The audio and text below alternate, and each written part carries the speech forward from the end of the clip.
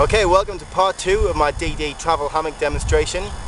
This part is about setting the DD up as a ground dwelling. You know, if you're out on the road, as I plan to be on the motorbike, and you can't find any trees, with most hammocks you'd be stuck, but not with the DD. If you follow me around at this side, I'll show you what's going on inside. It's probably a bit difficult to see, but what I've done is, I've stretched the hammock out underneath the tarp. The DD hammock's great because it's got a double bottom layer. Both layers are waterproof, so you can just slide your insulation right in there. Whatever you use, I use the X-Bed Sinmat 7, which is great. That'll stay dry, it'll keep you warm, you stay nice and warm and dry. The added benefit of using the DD over just simply tarp camping is the mozzie net.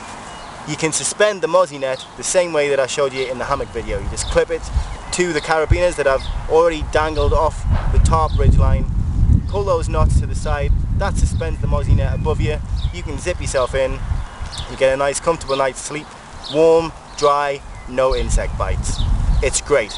Let's have a look inside and hopefully if it's bright enough you can see more about what I'm talking about. Okay, as you can see, here's the double layers.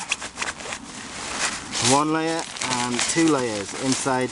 At the minute I've got the sleeping bag which you've seen I usually string under the hammock as an undercloak. I've designed that to clip on and off so I can do this basically so I don't have a non-waterproof layer on the bottom. Up here we can see that is basically as it was on the hammock. Well, I'm just clipping that carabiner. The poles are inserted into the inserts, the carabiner is clipped up, and that keeps the mozzie net above me. Oh, one more thing, I don't know if you can see, but I have pegged it out to give me a bit more breathing space. Now, because of the modification I made to hang the gear hammock with this loop keeping this scrunched up the entire time, I'm losing a bit of length. So if you're taller than I am, if you're 6 foot or whatnot, it might not work for you, but for me it's a perfect length. However, you could just set it up without a gear hammock and without this thing, and then it'll be nice. It really is roomy. I did try it set up before I added this, and it was incredibly roomy. I could have my bags alongside me and everything.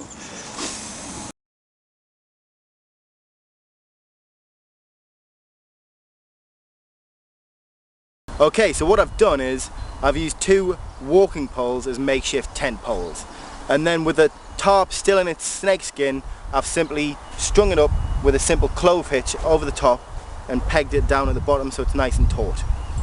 Once it's strung up between the 2 walking poles, slide that snakeskin back, peg the tarp out like you would a normal tent or a normal tarp, and then put the hammock inside. The hammock's still in its snakeskin.